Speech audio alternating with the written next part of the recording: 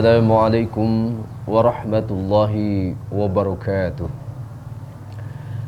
Alhamdulillah. Alhamdulillahilladzi anzala ala abdihil kitaba wa lam yaj'al lahu 'iwaja qayyiman liyunzira ba'san shadidan min ladunhu wa yubashshiral mu'minina alladhina ya'maluna as-salihati anna lahum ajran hasana makithina fihi abada. Asyhadu an la ilaha illallah wahdahu la syarika lah wa asyhadu anna Muhammadan abduhu wa rasuluh. Allahumma shalli wa sallim wa barik ala sayyidina Muhammadin wa ala alihi wa sahbihi ajma'in. Amma ba'd. Faqad qala Allah Ta'ala fil Qur'anil Karim. A'udzu billahi minasy syaithanir rajim. Bismillahirrahmanirrahim. Alhamdulillahi rabbil alamin. Ar-Rahmanir Rahim. Maliki yaumiddin. Wa qala Rasulullah sallallahu inna hadzal Qur'ana ma'dhubatullah fata'alamu bi ma'dhubatihi mastata'tum. Sadaqallah wa sadaqa Rasulullah sallallahu alaihi wasallam. Saudara para pemirsa Rasul TV yang dimuliakan Allah Subhanahu wa taala, alhamdulillah di bulan Ramadan tahun ini kita dapat berjumpa kembali. Mudah-mudahan kita semua senantiasa mendapatkan rahmat kasih sayang Allah, curahan maghfirah ampunan Allah Subhanahu wa taala, juga dijauhkan daripada siksa api neraka. Dan kita pun berharap di bulan Ramadan ini benar-benar mendapatkan hadiah Allah, yaitu malam Lailatul Qadar, sehingga hidup yang kita jalani ini betul-betul mempunyai makna yang sangat luar biasa. Para pemirsa Rasul TV yang dimuliakan Allah Subhanahu wa taala, pada kesempatan yang berbahagia ini kita akan melanjutkan pembahasan tentang mengenal surah Al-Fatihah, di mana kita akan bahas yaitu tentang basmalah dari sisi memulai membaca Al-Quran supaya benar-benar kita mengikuti ajaran yang benar, supaya kita tidak ikut-ikutan, tetapi kita membaca Quran berdasarkan pegangan yang khusus, yaitu melalui jalur periwayatan membaca Al-Quranul Karim. Saudara hadirin, para pemirsa Rasul TV yang dimuliakan Allah Subhanahu wa taala, kita telah membahas tentang isti'adzah. Isti'adzah dan basmalah ini merupakan pasangan yang selalu bergandengan, tidak bisa dipisahkan, di mana isti'adzah yaitu diperintahkan agar ketika kita memulai membaca Al-Quran untuk membaca isti'adzah, yaitu permohonan perlindungan kepada Allah Subhanahu wa taala agar semua perbuatan kita, khususnya di dalam rangka membaca Quran, Allah memberikan kemudahan, dilindungi daripada kesalahan-kesalahan bacaan yang pasti yang menggoda kita, yang mengganggu kita adalah syaitan. Kemudian basmalah ini kita melihat bahwa di dalam berbagai macam mushaf, basmalah mulai dari surah Al-Fatihah tertulis, kecuali di dalam surah Bara'ah, surah At-Taubah, basmalah tidak tertulis. Akan tetapi Al-Quran itu dilihat dari berbagai macam sisi manapun tetap merupakan mukjizat, sehingga tulisan basmalah Bismillahirrahmanirrahim di dalam Al-Quran tetap tertulis 114 kali. Walaupun tidak tertulis di awal surah Taubah, tetapi tertulis di dalam surah An-Naml. Hal ini menunjukkan bahwa basmalah merupakan hal yang sangat penting untuk kita ketahui, terutama di dalam kaitannya dengan membaca Al-Quran, juga kaitannya dengan surah Al-Fatihah, supaya tidak terjadi polemik. Karena konteks di Indonesia, kadang ada yang ikut-ikutan membaca surah Al-Fatihah tidak dengan membaca basmalah. Nah, ini perlu tentunya kita luruskan supaya sama-sama punya pegangan dan tidak saling menyalahkan. Para pemirsa Rasil TV yang dimuliakan Allah Subhanahu wa taala, pertama basmalah ini yaitu kita diperintahkan untuk memulai mengerjakan segala sesuatu perbuatan dengan menyebut nama Allah, yaitu dengan Bismillahirrahmanirrahim. Hal ini diperkuat dalam sebuah hadis, yaitu kullu mri'in dzibalin la yubda'u fi bismillahirrahmanirrahim fahuwa aqta au ajdam. Yang artinya, barang siapa yang mengerjakan sesuatu perbuatan yang tidak dimulai dengan bismillahirrahmanirrahim, aqta, terputus, au ajdam, atau buntung. Dalam hal ini memberikan pengertian bahwa ketika kita memulai mengerjakan sesuatu perbuatan yang tidak dimulai dengan bismillahirrahmanirrahim, maka kurang keberkahannya.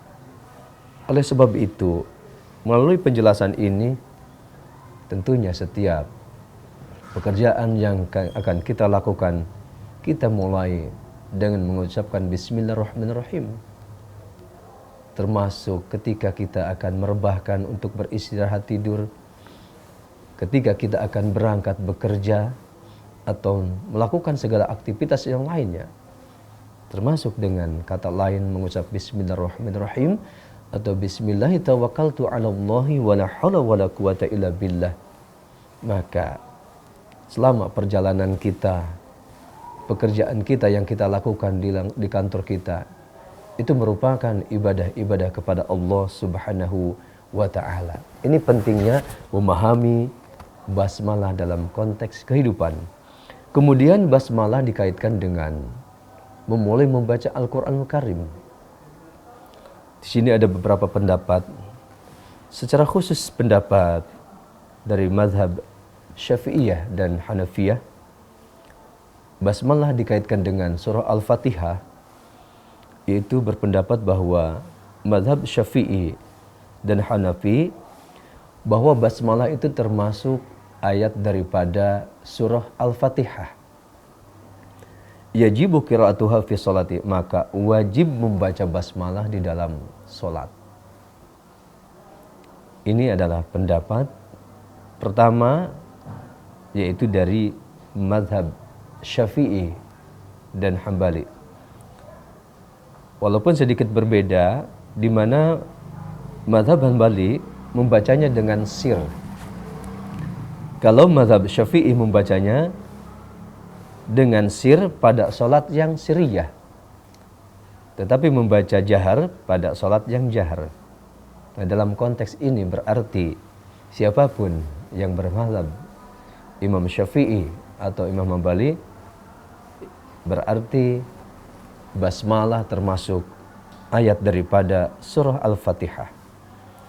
Ini pun mempunyai dasar atau dalil bahwa basmalah itu termasuk salah satu ayat surah Al-Fatihah, yaitu yang diriwayatkan oleh Ad-Darqutni, ya, dari Abi Hurairah, dari Nabi Muhammad SAW, qala idza qara'tum alhamdulillahirabbil alamin faqra'u bismillahirrahmanirrahim innaha ummul Qur'an wa ummul kitab wa sab'u masani.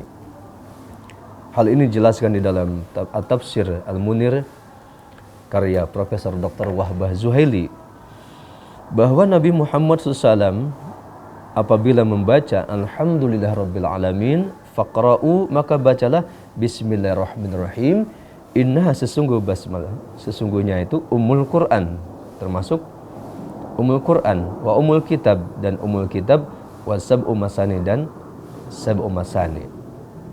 Wa bismillahirrahmanirrahim ahadu ayatiha. Dan bismillahirrahmanirrahim itu termasuk salah satu daripada ayat surah Al-Fatihah. Wa isnaduhu sahihun, dengan isnad yang sahih.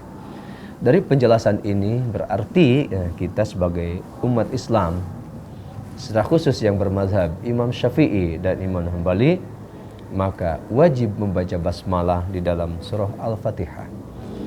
Kemudian bagaimana kaitannya membaca basmalah di dalam membaca Al-Quran, yaitu pasangan dengan isti'adzah. Pertama, cara membacanya ada yang dengan istilah qat'ul jam'i, yang kedua was'ul jam'i, yang ketiga qat'ul awal wa wasani wasalis, yaitu membaca isti'adzah berhenti, membaca basmalah berhenti, membaca awal surah berhenti. Itu namanya qat'ul jam'i. Dan semua harus seragam.